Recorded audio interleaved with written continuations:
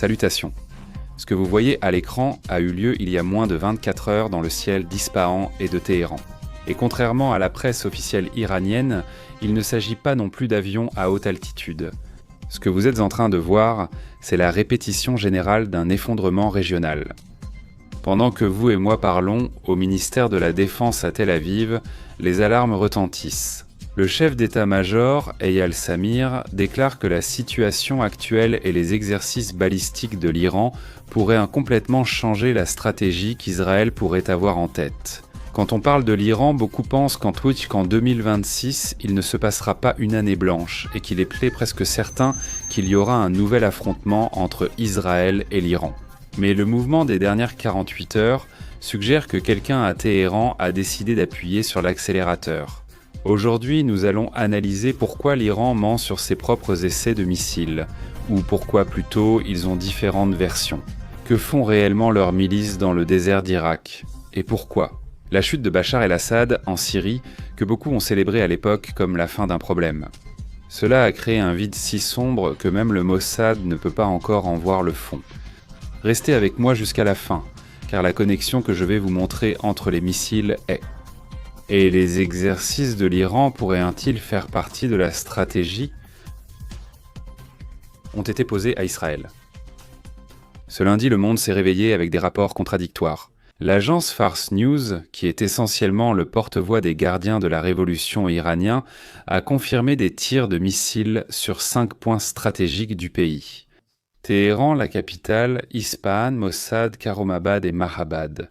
Mais à peine 2 heures plus tard, la télévision d'État est sortie pour démentir l'information. Tout cela n'est qu'une erreur de communication. Pas du tout.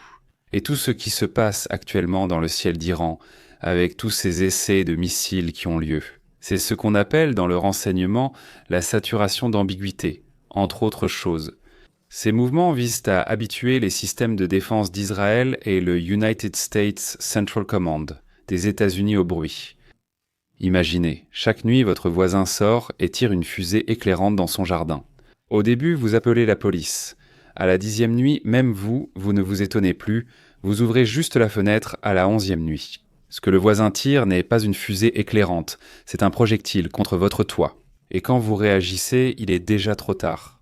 L'Iran essaie de faire en sorte qu'Israël ignore les tirs afin de gagner ces minutes critiques de réaction dont le système de défense aérienne israélien a besoin. Mais avec quoi tire-t-il? Après la guerre des 12 jours en juin 2025, la fameuse opération Lion-Levant, l'arsenal iranien a été absolument réduit, ils ont perdu presque 60% de leur capacité de stockage. Dans la vidéo précédente, je vous ai partagé l'analyse que plusieurs experts faisaient sur les missiles actuels de l'Iran dans les médias occidentaux. Ils les ont estimés à 3000 par mois qu'ils produiraient, mais ces chiffres sont disproportionnés, de façon réaliste. Ils produisent environ 300 missiles par mois, une production qu'ils ont accélérée au maximum. Qu'Israël et les États-Unis ont détruit des installations critiques, parmi lesquels les célèbres mélangeurs industriels essentiels pour les missiles à propergol solide. Cela a obligé l'Iran à revenir dans de nombreux cas à des missiles à propergol liquide, qui nécessitent entre 20 et 40 minutes de préparation avant chaque lancement. Cela évidemment les rend très vulnérables aux attaques, qu'elles soient défensives ou préventives, de la part de l'armée de l'air israélienne. Cependant, des rapports de renseignement qui ont été partagés aujourd'hui ici en Israël confirment que la Chine envoie des tonnes de perchlorate de sodium à Téhéran. À quoi ça sert, ceci? C'est le carburant solide pour les missiles balistiques, ce qui les replace dans la dangereuse construction des missiles les plus sophistiqués que possède l'Iran. Si c'est le cas, alors l'Iran ne fait pas que remplacer ce qu'Israël a détruit, il construit des missiles avec une plus grande portée et, surtout, une vitesse d'allumage plus élevée. Ils n'ont plus besoin de 30 minutes pour préparer un lancement, maintenant ils peuvent le faire en moins de 5 minutes. Je veux que vous visualisiez la carte maintenant. Nous ne parlons pas de vieux missiles de l'époque soviétique, nous parlons des nouveaux. Kaivar-2 capable d'atteindre n'importe quel point d'Israël avec une précision de moins de 50 mètres, et je sais ce que beaucoup d'entre vous pensent à la maison. Arié, Israël possède le meilleur système de défense du monde, pourquoi devrait-il s'inquiéter maintenant? C'est une bonne question, et la réponse est purement mathématique. Tout se résume à la saturation. Si l'Iran lance 500 missiles, Israël peut en intercepter environ 495, affichant ainsi le taux de défense aérienne le plus élevé au monde. Mais malgré tout, 5 missiles qui frappent représentent un risque énorme qu'Israël ne peut plus se permettre. Nous l'avons déjà vu en juin, pendant la guerre des 12 jours, où les quelques missiles qui ont réussi à frapper ont causé des milliards de pertes matérielles, et, malheureusement, quelques pertes humaines. Mais maintenant, imaginons qu'ils n'en lancent pas 500 mais 5000 en même temps depuis l'Irak, la Jordanie et l'Iran. Eh bien, faites donc le calcul vous-même pour savoir combien pourrait le passer et les dégâts que cela pourrait causer. Et voici justement le lien que peu de gens voient sur la façon dont l'Iran a perdu le contrôle total de la Syrie après la chute d'Assad. En 2024, ils ont dû déplacer leur axe de résistance vers l'Est. Et regardez cette information.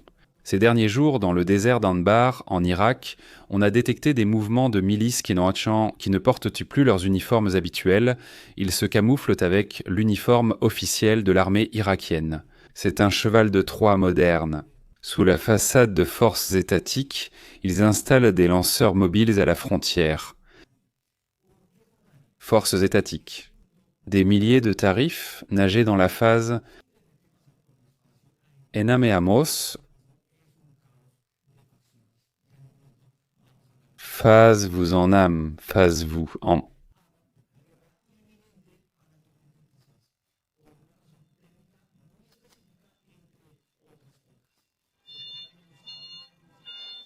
L'Iran a déjà signé le chèque de 6 milliards d'euros avec Poutine.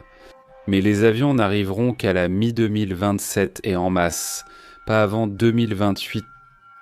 Cela signifie que pendant toute l'année 2026, l'Iran sait qu'il est vulnérable depuis les airs. Sa seule chance de gagner ou de ne pas rester les bras croisés, c'est de lancer une attaque de missiles si massive qu'elle oblige Israël à négocier avant que sa force aérienne ne soit interceptée. C'est tout ou rien.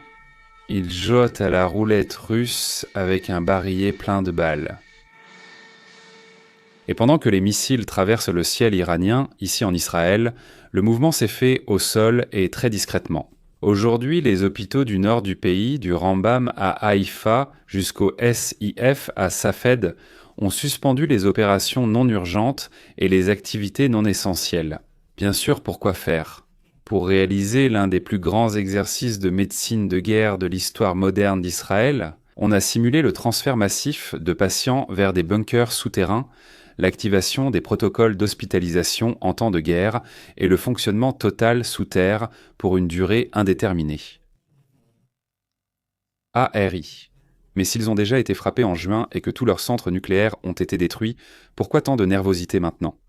Eh bien, ce n'est pas de la nervosité, c'est du réalisme après le 7 octobre. Israël sait qu'en juin, on leur a amputé les bras, mais maintenant, l'Iran utilise son propre corps comme bouclier. Et ils ont déplacé le centre de commandement dans des bunkers que même les services de renseignement les plus avancés ne peuvent pas cartographier complètement. S'ils tirent 3000, 4000, 5000 missiles en même temps, celui dont nous avons parlé plus tôt, qui est le moins préparé, serait le plus vulnérable, et les hôpitaux ont déjà reçu l'ordre précis de se préparer au pire. Harry bien, et maintenant relions tout cela à la politique de haut niveau.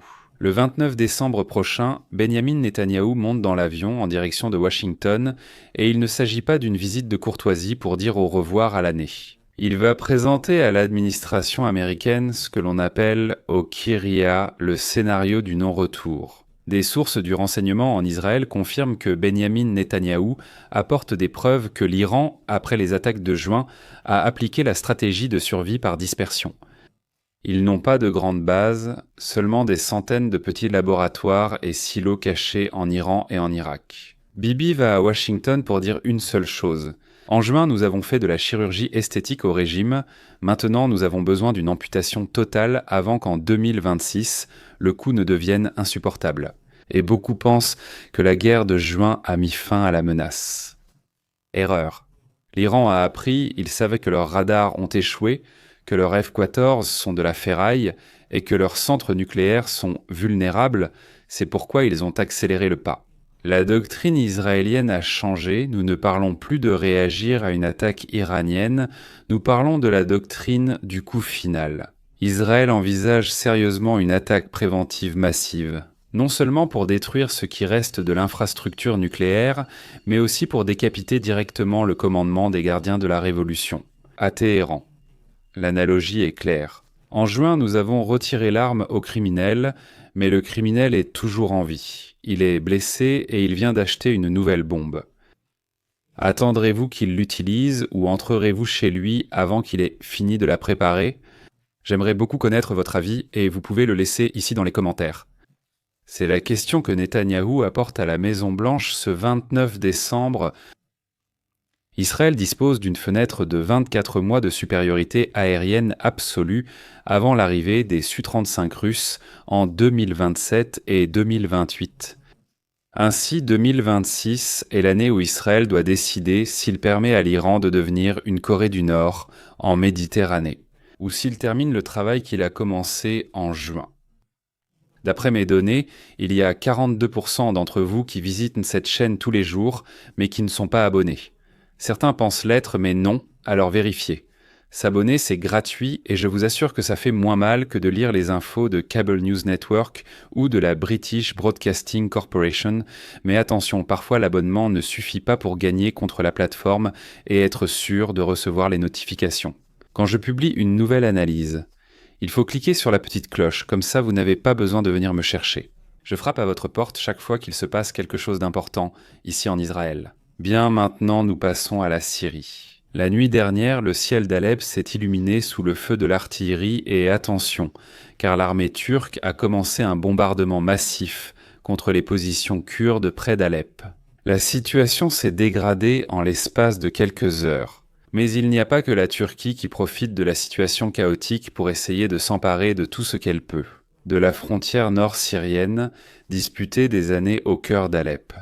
Dans les quartiers de Sheikh Maksoud et d'Akrafieh, la paix a été rompue. Il y a des rapports faisant état de chars et d'armes lourdes déployés par les factions loyales à Damas, le nouveau gouvernement d'Ahmed al-Shara, tirant directement sur des zones résidentielles. L'armée a déplacé des renforts depuis Idlib. Et regardez ce détail. Les forces démocratiques syriennes, connues sous le nom de Forces démocratiques syriennes et dirigées par les Kurdes, nient avoir tiré une seule cartouche. Et ils accusent Damas, c'est-à-dire le gouvernement de facto, de créer une crise artificielle pour rompre l'accord du 1er avril. Pourquoi maintenant ? Parce que, comme je vous l'ai dit, dans les eaux troubles, tout le monde veut pêcher. Le contrôle total de la frontière nord est disputé entre les Kurdes, le gouvernement lui-même et aussi la Turquie. C'est là que les choses deviennent vraiment obscures. Des images ont fuité du président syrien lui-même, Ahmed al-Shara, enfin le terroriste que nous connaissions auparavant sous le nom d'Al-Houlani. Supervisant personnellement les préparatifs des drones, Falcon se prépare pour la soi-disant opération dissuasion. La question est, dissuasion contre qui ? Il y a à peine quelques jours, 2 soldats américains et un interprète ont été tués dans une embuscade près de Palmyre. Au début, on a dit que c'était l'État islamique, mais les derniers rapports de ces 2 derniers jours, les rapports des services de renseignement ici en Israël, suggèrent quelque chose de plus trouble. On parle de forces affiliées au gouvernement syrien en place, qui pourraient être derrière cet acte. Conséquences immédiates. De nouveaux renforts de la coalition internationale ont atterri dans l'est de la Syrie. Les États-Unis ignorent si le gouvernement d'Al-Shara est un allié contre l'État islamique ou un ennemi dissimulant ses intentions derrière une cravate. Arrière. Mais j'ai vu aux infos qu'Al-Shara a rencontré les dirigeants mondiaux, même Trump en personne, et qu'il n'est plus un terroriste. Eh bien, si Al-Houlani joue un jeu, c'est exactement ce qu'il veut que le monde pense, parce que les faits prouvent justement tout le contraire. C'est le scénario parfait de la tromperie. D'un côté, il signe des accords d'intégration avec les Kurdes le 1er avril, et de l'autre, il permet à ces factions de bombarder des hôpitaux à Alep et détourne le regard, quand il tue des Américains en Syrie. C'est littéralement une taquilla. Pour ceux qui ne savent pas ce que c'est, La taqiyya est le nom que les islamistes donnent au concept qui permet aux musulmans de cacher leurs croyances ou même de feindre l'apostasie dans des situations de persécution extrême ou de danger de mort. Maintenant, je sais que beaucoup d'entre vous regardent les informations dans les médias sur ce qui se passe ici dans la région, en particulier ce qui se passe en ce moment en Syrie. Et vous vous perdez parce que vous ne comprenez pas qui est qui. Permettez-moi de vous l'expliquer rapidement en ce moment, parce que la situation devient vraiment très grave et il est certain que nous aurons beaucoup de nouvelles à ce sujet. Commençons d'abord par le fameux Hayat Tahrir al-Sham, Hayat Tahrir al-Sham. Ce sont eux les gagnants officiels. Le nouveau gouvernement syrien contrôle Damas et Alep, son dirigeant, qui se fait maintenant appeler Ahmed al-Chara, auparavant al-Houlani, a troqué l'uniforme militaire de terroristes contre des costumes en soie. Veulent-ils que le monde croie qu'ils sont des politiciens modernes ? L'analogie, c'est comme si un loup mettait une cravate et disait qu'il est maintenant végétarien. Il reste des islamistes radicaux et même s'ils se battent aujourd'hui contre l'Iran pour s'emparer du territoire, demain ils pourraient devenir le pire cauchemar d'Israël. L'insurrection druze dans le sud, c'est ici qu'Israël a dû intervenir. Dans la région de Soueïda, les Druzes n'acceptent pas les nouveaux maîtres de Damas. Ce sont des guerriers fiers et ils ont formé une zone autonome. Israël a déjà mené des incursions ciblées en novembre pour protéger cette communauté et empêcher les milices pro-iraniennes d'utiliser leur territoire pour se réarmer. Littéralement, les Druzes sont ceux qui occupent une grande partie des territoires à la frontière entre la Syrie et Israël. C'est pourquoi, évidemment, Israël les apprécie et veille à les protéger, car ils sont fidèles à l'État juif. Troisièmement, le retour de Daesh. Oui, comme vous l'entendez, sont-ils de retour ? L'armée syrienne s'est désintégrée et Daesh a repris le contrôle de certaines zones dans le désert central. Ils ne sont plus un califat avec un drapeau, ce sont une guérilla invisible qui attaque puis disparaît. Et ces derniers jours, ils ont beaucoup fait parler d'eux sur les réseaux sociaux à cause de leurs terribles attaques contre la population, en particulier la population chrétienne de Syrie, que je préfère ne pas commenter ici. Que font-ils ? Mais vous pouvez l'imaginer, c'est la faction la plus radicale et la plus sanguinaire de tout le terrorisme islamique. Maintenant, je sais que beaucoup diront « Harry, mais si Hayat Tahrir al-Sham, le gouvernement syrien, a expulsé les Iraniens de Syrie, ne devraient-ils pas alors être les alliés d'Israël ?» Beaucoup de gens sur les réseaux sociaux le pensent et le disent de cette façon, et je leur réponds « L'ennemi de mon ennemi n'est pas toujours mon ami. Parfois c'est juste un ennemi plus intelligent. » Hayat Tahrir al-Sham, ou le gouvernement syrien actuel, veut une légitimité internationale pour que l'Occident leur envoie de l'argent, mais leur acide désoxyribonucléique n'a pas changé. Israël les connaît de la pointe du gros orteil jusqu'au dernier de leurs cheveux. Ils attendent simplement qu'Israël et l'Iran s'épuisent pour porter leur propre coup. Eh bien, et parce que c'est si grave, nous, aujourd'hui, ici en Israël, parce que l'Iran ne s'est pas rendu avec la Syrie. Comme ils ont perdu leur base permanente, ils opèrent maintenant comme des cellules de renseignement, s'infiltrent parmi la population, achètent des loyautés dans les villages frontaliers et essaient de créer un corridor de contrebande vers le Liban, qui ne passe plus par les routes principales mais par des sentiers de bergers que les satellites israéliens peuvent à peine suivre. Dans ces conditions, la lecture sans adjectif est que la Syrie est aujourd'hui un trou noir géopolitique. Il n'y a pas de gouvernement, il n'y a pas de loi, il y a trop d'armes qui circulent sur tout son territoire. Israël a dû établir une zone tampon de facto pour éviter que la folie syrienne ne franchisse la barrière de sécurité. Ainsi, ce que nous vivons actuellement en Syrie et avec les missiles de l'Iran ne sont pas des événements isolés. C'est l'échiquier de 2026 qui se met en place à la fin de 2025. L'Iran profite du chaos à Alep pour déplacer ses pions dans l'ombre pendant que tout le monde regarde les chars de Shahara et plus au nord, la Turquie. Petit à petit, cela commence à devenir une menace de plus en plus réelle pour Israël. Abonnez-vous à la chaîne pour suivre de près ce qui se passe ici, en Israël et dans la région. Et ne partez pas sans laisser un like. À bientôt.